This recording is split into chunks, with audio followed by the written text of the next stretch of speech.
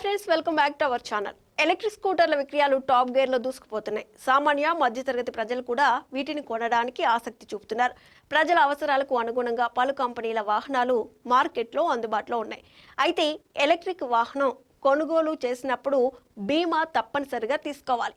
ప్రమాదం, దొంగతనం, నష్టం తదితర వాటి నుంచి రక్షణ కోసం బీమా చాలా అవసరం. ఎలక్ట్రిక్ సంప్రదాయ ఇంజిన్ వాహనాలు రెండిటికి బీమా పాలసీలు అమల్లో ఉన్నాయి. కానీ కవరేజ్ విషయంలో తేడాలుంటాయి. వాటిని పూర్తిగా పరిశీలిస్తే సరైన బీమాను ఎంపిక చేసుకునే అవకాశం ఉంటుంది. ఎలక్ట్రిక్ వాహనాలకు ప్రమాదం, ప్రకృతి వైపరీత్యాలు, దొంగతనం, అగ్ని ప్రమాదాలు తదితర వాటి వల్ల ఏర్పడే నష్టం బీమా ద్వారా రక్షణ లభిస్తుంది. వీటిలో బ్యాటరీలు, ఛార్జింగ్ సిస్టంలు వంటి ప్రత్యేక భాగాలు ఉంటాయి. బ్యాటరీ వైఫల్యం, ఛార్జింగ్ పరికరాలకు నష్టం, మరమ్మతులు వంటి వాటిని ప్రత్యేక బీమా పాలసీ కవర్ చేస్తుంది. ఈ విధంగా కూడా బీమా కవరేజ్ లభిస్తుంది. ప్రమాదం, రోడ్డు ప్రమాదంలో ఎలక్ట్రిక్ వాహనానికి నష్టం కలిగితే రిపేర్, రీప్లేస్మెంట్ ఖర్చులను బీమా అందిస్తుంది.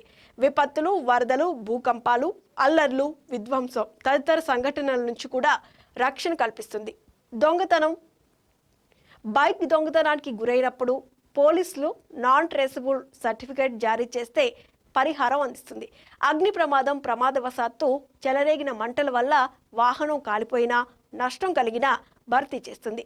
థర్డ్ పార్టీ బాధ్యత, మరొక వ్యక్తి ఆస్తి, వాహనానికి జరిగిన నష్టాన్ని కవర్ చేస్తుంది.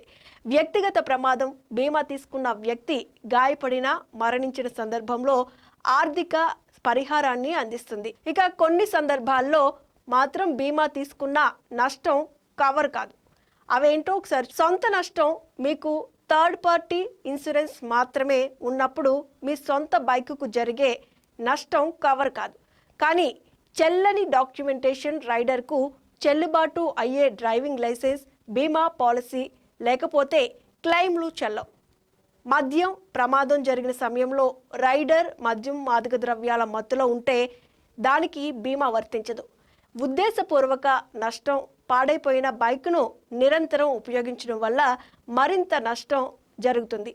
దానికి బీమా కవర్ కాదు. ఎంచుకున్న యాడాన్ల ద్వారా కవర్ చేయబడిన నష్టాలు మాత్రమే పాలసీలో చేర్చబడతాయి.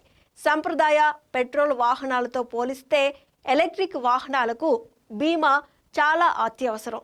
ఈ రెండింటి మధ్య అనేక తేడాలను ఇప్పుడు తెలుసుకుందాం. ఎలక్ట్రిక్ వాహనాల్లో భాగాలు చాలా ఖరీదుగా ఉంటాయి. ముఖ్యంగా బ్యాటరీల ధర ఎక్కువ ఉంటుంది.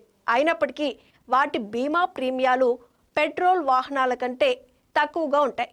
బ్యాటరీ కవరేజ్, ఎలక్ట్రిక్ ద్విచక్ర వాహనాలకు సంబంధించి బ్యాటరీ డ్యామేజ్ కవరేజ్ ఉంటుంది. ఎందుకంటే ఇది బండిలో అత్యంత ఖరీదైన భాగం. రిపేర్ ఖర్చులు, అధునాతన భాగాల కారణంగా ఎలక్ట్రిక్ బైక్లకు రిపేర్ ఖర్చులు ఎక్కువగా ఉంటాయి. ఇవి బీమా కవరేజ్ కి కారణమవుతాయి. ఛార్జింగ్ పరికరాలు, కొన్ని ఎలక్ట్రిక్ బైక్ ఇన్సూరెన్స్ పాలసీలు పెట్రోల్ బైక్లకు సంబంధం లేని ఇంటి ఛార్జింగ్ స్టేషన్ల వంటి బాహ్య ఛార్జింగ్ పరికరాలను కవర్ చేస్తాయి. సాయం, ఎలక్ట్రిక్ బైక్కు ఛార్జ్ ప్రయాణం మధ్యలో అయిపోతే కొన్ని బీమా సంస్థలు మద్దతు అందిస్తాయి. ఇది పెట్రోల్తో నడిచే ద్విచక్ర వాహనాలకు ఉండదు. ప్రభుత్వ ప్రోత్సాహకాలు, కొన్ని రాష్ట్రాలు ఎలక్ట్రిక్ ద్విచక్ర వాహనాలకు రాయితీలను అందిస్తాయి. మొత్తం యాజమాన్య వ్యయాన్ని తగ్గించడం, బీమా ప్రీమియం తగ్గించడం వంటివి వీటిలో ఉంటాయి. పెట్రోల్ బైక్లకు అలాంటి ప్రోత్సాహకాలు అందుబాటులో లేవు.